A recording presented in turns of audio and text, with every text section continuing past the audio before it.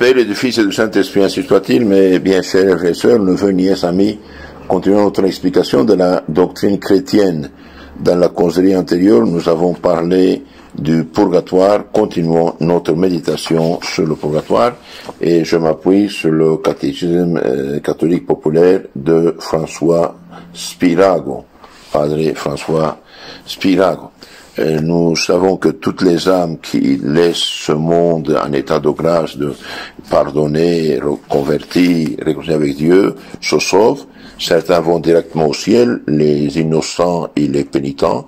Les autres, Dieu leur donne la possibilité de se purifier avant d'entrer au ciel, ce que nous le purgatoire. Donc, le purgatoire, c'est vraiment un chef-d'œuvre de la miséricorde de Dieu. Dieu est juste, exige les réparations, et Dieu miséricordieux veut notre salut.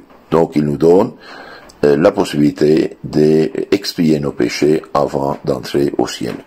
Le purgatoire, on a dit, est un lieu où souffrent temporairement, pour un temps, les âmes des hommes morts sans péché grave, mais dont les péchés ne sont pas encore entièrement expiés. Les âmes expiées au purgatoire, ou bien leurs péchés véniels, ou bien les peines temporelles des péchés mortels remis par l'absolution de la confession, mais pour lesquels ils n'ont pas suffisamment satisfait. Les souffrances des âmes du purgatoire consistent dans la privation de la vue de Dieu et dans de grandes douleurs. Aujourd'hui, nous allons voir la rigueur et la durée des peines du purgatoire sont en raison de la gravité des péchés. Plus on emporte de matière combustible, c'est-à-dire de péché au purgatoire, plus on y brûlera, dit saint Bonaventure. Plus on emporte de matière combustible, c'est-à-dire de péché, au purgatoire, plus on y brûlera, on y souffrira. Plus la faute est grande, plus puissante est la douleur de la flamme purificatrice, dit saint Augustin. Plus la faute est grande, plus cuisante est la douleur de la flamme purificatrice.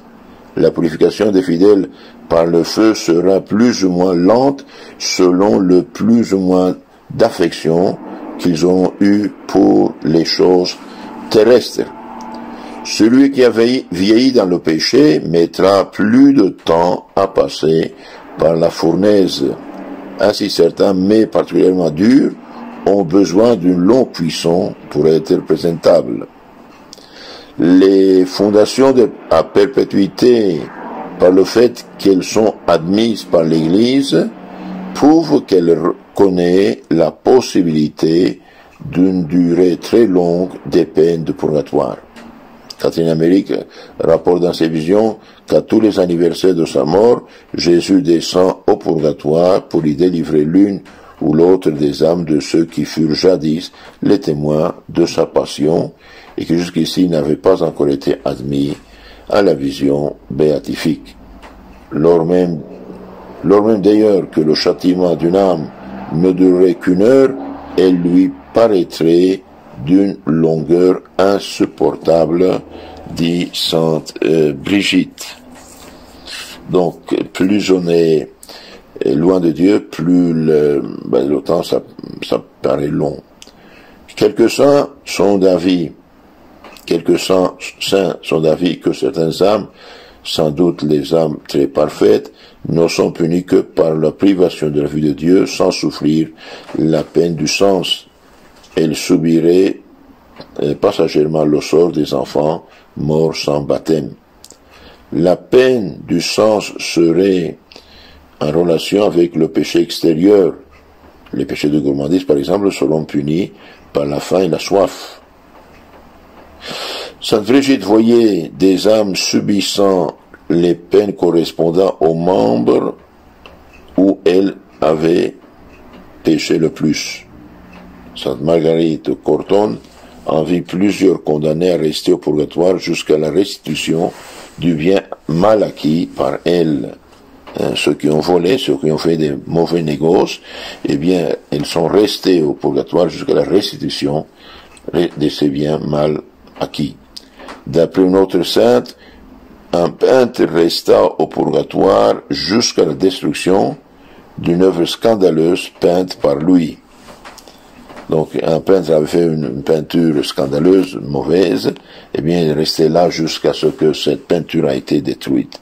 Descendez souvent au purgatoire pendant votre vie, dit saint Augustin, afin de ne pas y entrer après votre mort.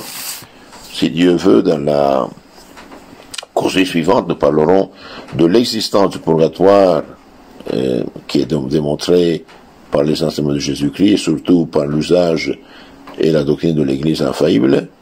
Il est remarquable du reste que presque tous les peuples de l'univers croient à l'existence du purgatoire.